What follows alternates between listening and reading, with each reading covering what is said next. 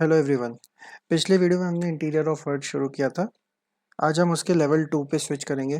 पिछले वीडियो में हमने देख लिया था कि what is crust, what is mantle, what is core, उनकी कंपोजिशन, उनकी वॉल्यूम, सारी चीज़ें अपन ने डिस्कस कर ली थी। Now will move to this particular diagram जिसमें हम lithosphere, asthenosphere, mesosphere and barysphere के बारे में बात करेंगे। क्या है, कैसा है, चलिए जानते हैं। तो आप पूछोगे सर ये लिथोस्फेयर क्या होता है। लिथ का मतलब होता है पत्थर, स्फेयर का मतलब होता है गोला। ठीक है, पत्थर का ऐसा गोला जो क्रस्ट और अपर मेंटल से बना हो। अब क्रस्ट में याद करो, क्रस्ट में मैंने आपको बताया था क्रस्ट की कंपोजिशन होती है सियाल, सिलिकॉन एंड एल्यूमिनियम, और मेंटल की कंपोजिशन होती है सिलिकॉन एंड मैग्नीशियम। इसलिए हम जब पढ़े थे इधर पे क्रस्ट, तो मैंने आपको बताया था that it is basically made up of sial, और ओशियन पे हमें सीमा देखने को मिल जाता है कंपोजिशन में, क्योंकि यहाँ पे बेसिक लावा रहता है।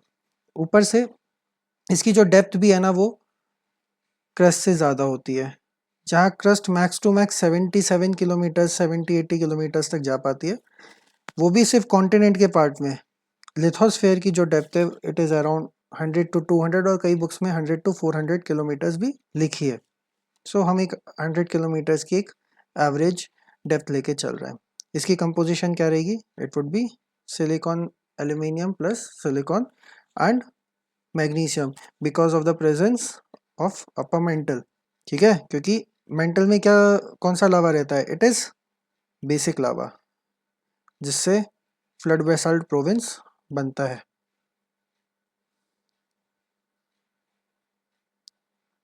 क्योंकि इधर का जो मैग्मा रहता है ना, it is less viscous, but hotter then the acidic magma, जो ज़्यादा विस्कस होता है। ये सारी चीज़ें हम आगे भी जाके पढ़ेंगे। This particular layer put the pressure on asthenosphere. देखो, जैसे जैसे आप डेप्थ बढ़ेगी ना, इफ डेप्थ बढ़ेगी तो प्रेशर बढ़ेगा, और उसके साथ टेम्परेचर बढ़ेगा। ठीक है, लेकिन टेम्परेचर जो है ना, टेम्परेचर भी एक समय के बाद जाके बढ़ना बंद हो जाएगा। Then it will be just pressure which will you know manipulate the state of the particular layer. हम आगे जाके कोर के केस में देखेंगे। ठीक है, ये कंसेप्ट है, इसको हमेशा याद रखना है। With the increase of depth pressure and temperature increases. जैसे हर 32 मीटर पे 1 डिग्री सेल्सियस बढ़ता है। जैसे जैसे आप अगर धरती की आप खुदाई शुरू करेंगे, तो हर 32 मीटर पे 1 डिग्री टेम्परेचर बढ़ जाएगा।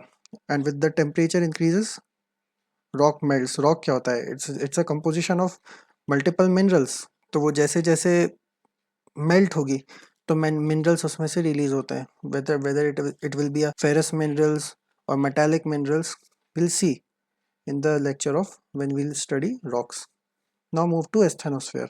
एस्थेनोस्फेयर जो है, it is a part of upper mantle. इसको दुर्बलता मंडल भी बोलते हैं। दुर्बलता मंडल क्यों बोलते हैं, आइए जानते हैं। दुर्बलता मंडल इसलिए बोलते हैं क्योंकि जो इसकी स्टेट है ना, इट इज सेमी सॉलिड। मतलब विस्कस तो रहेगी, विस्कोसिटी तो रहेगी इसमें, लेकिन मोल्टन फॉर्म में। मोल्टन फॉर्म में रहने से क्या होता है कि जो लिथोस्फेरिक प्लेट होती है ना, ये लिथोस्फेरिक प्लेट मान ली, एंड दिस इज एस्थेनोस्फेयर, इसके ऊपर मूव करती है। कैसे मूव करती है, मैं आपको कन्वेक्शन करंट के समय बताऊंगा। इसके ऊपर इट्स जस्ट लिथोस्फेयर की प्लेट रखी हुई है विच पुट्स प्रेशर ऑन इट। अगर प्रेशर नहीं होगा तो फिर तो वो मैग्मा फैल के सारी चीज़ें, नई रॉक्स बन जाएगी, इग्नियस रॉक का फॉर्मेशन हो जाएगा, सारी चीज़ें हो जाएंगी। लेकिन ये प्रेशर जब तक पड़ रहा है ना, तो due to this the state remains semi solid, viscosity रहती है। ठीक है, इसकी डेप्थ जो है it is 100 to 700 kilometres. Composition you will see, sima. Silicon and magnesium. क्यों? क्योंकि एज आई टोल्ड यू ये बेसिक लावा की कंपोजिशन होती है। Basic lava means less viscous. Less viscous तो है just because of this pressure it becomes semi solid.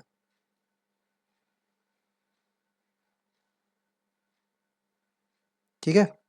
Lithosphere, lithospheric plate floats on it as I told you.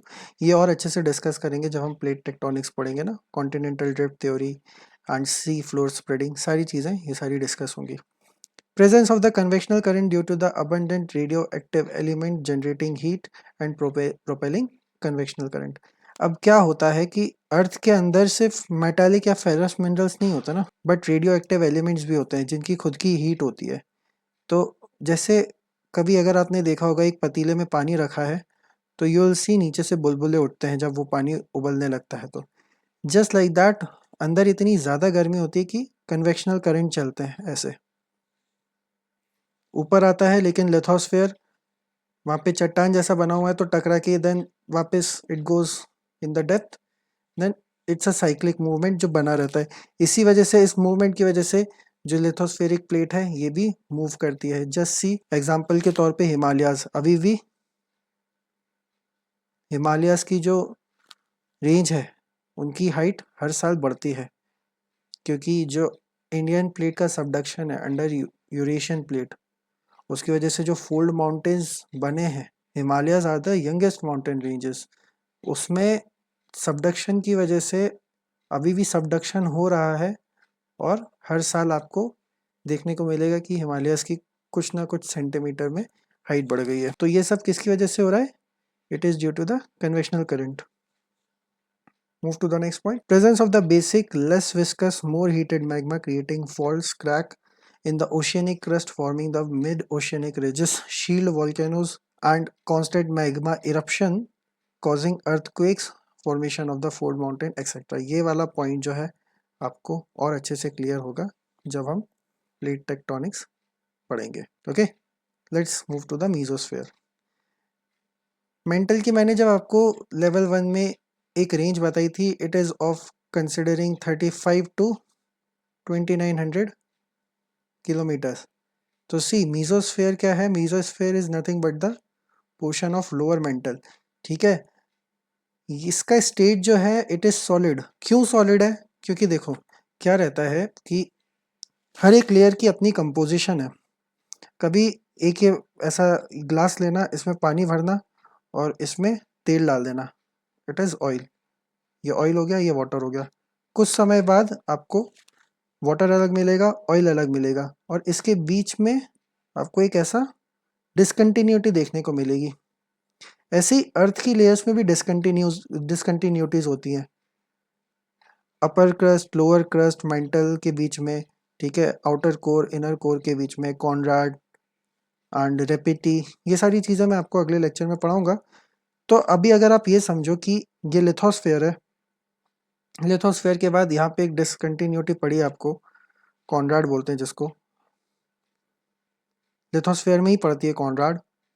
फिर उसके बाद asthenosphere आ गया, एस्थेनोस्फेयर में मोहो मोहरविक डिसकंटिन्यूटी, यहाँ पे कंपोजिशन कुछ सेपरेट करती हैं ये जो डिसकंटिन्यूटीज हैं, these are the discontinuities which separate the composition of the layers. अब लिथोस्फेयर ने एस्थेनोस्फेयर के ऊपर प्रेशर लगाया, प्रेशर प्रेशर इंक्रीज हुआ। फिर एस्थेनोस्फेयर ने मीजोस्फेयर के ऊपर प्रेशर लगाया। तो मीजोस्फेयर के पास भी एक रेंज है, ठीक है।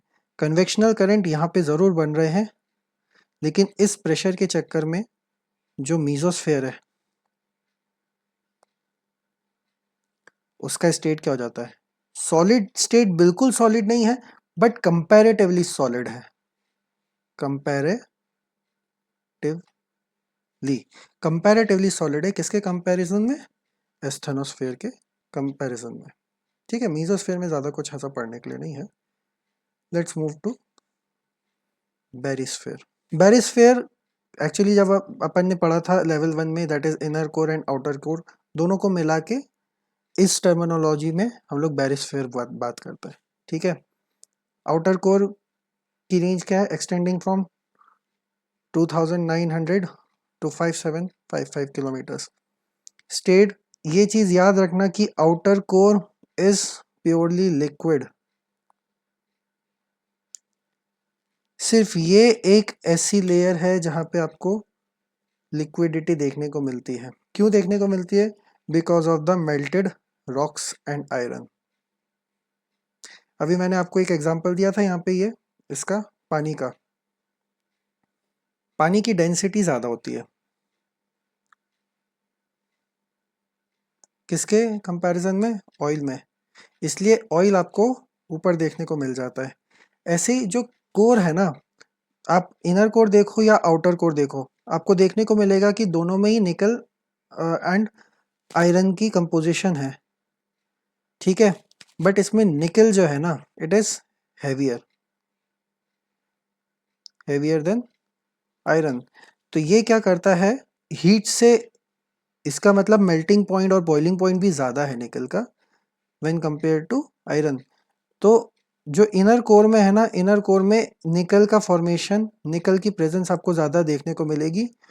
इवन आपको आयरन भी देखने को मिलेगा, लेकिन जो हीट जनरेट हो रही है कोर में, आप सोचो इतना प्रेशर है, इतना प्रेशर है, इतना टेम्परेचर हाई है कि लोहा पिघल जाता है, जिसकी वजह से जितना पिघला हुआ लोहा है, जितना पिघला हुआ आयरन है, वो सब आपको आउटर कोर में देखने को मिलता है। और वहीं पे जब हम इनर कोर की तरफ आते हैं, अब पिघला हुआ, अब देखो ऊपर से ये क्या है, सबसे पहली लेयर हमारी लिथोस्फेयर, एस्थेनोस्फेयर, मीजोस्फेयर, उसमें आउटर कोर भी आ गया। अब इनर कोर पे इतना ज़्यादा प्रेशर है कि एक टाइम बाद टेम्परेचर जो होता है वो कांस्टेंट हो जाता है, कांस्टेंट हो जाता है। और टेम्परेचर कांस्टेंट होगा, लेकिन प्रेशर, प्रेशर जो है वो कंटिन्यूसली इंक्रीज होता रहता है, जिसकी वजह से किसी भी चीज़ की स्टेट है वो सॉलिड हो जाती है। Even when you see, it is nothing but a adiabatic system in a close system, जहाँ पे प्रेशर इंक्रीज होता है, एक टाइम बाद हीट बढ़ना अपने एक्सटेंट पे जब वो पहुंच जाती है कि इससे ज़्यादा हीट नहीं बढ़ेगी, बट प्रेशर उस समय क्या करता है, स्टेट चेंज करवा देता है। अगर वो लिक्विड होगा तो liquid will be like solid, क्योंकि पार्टिकल को मूव करने के लिए जगह नहीं है, बिल्कुल टाइटली पैक हो जाते हैं। ऊपर से प्रेशर पड़ेगा तो कोई भी स्टेट का अगर मॉलिक्यूल होगा, whether it is air, liquid और सॉलिड, पार्टिकल मूव करने के लिए जगह ही नहीं है, तो क्या स्टेट चेंज होगा? इसीलिए टेम्परेचर कांस्टेंट हो जाता है और प्रेशर बढ़ने के चक्कर में सॉलिड स्टेट आपको इनर कोर की देखने को मिलेगी, just because of pressure is more and it makes temperature constant. Okay, let's move to the next thing. It is like a more of a factual thing जिसको हमें देखना पड़ता है। कई बार PSCs में, SSCs में क्वेश्चन पूछ लेता है उठा के। बस ये याद रखना कि ये वाली जो लिस्ट है, it is for whole earth, कि इम्पॉर्टेंट एलिमेंट्स कौन से एलिमेंट्स हैं जो हमारे होल अर्थ में सबसे ज़्यादा है।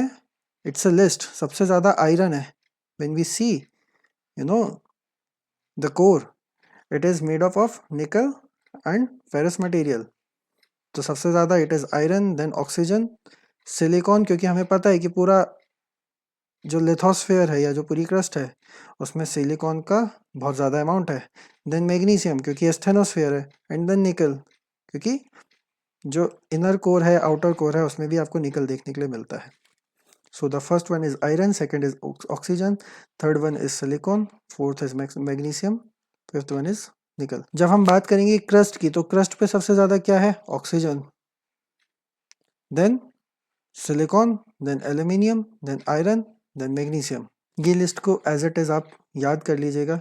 It is nothing but for the competitive exam.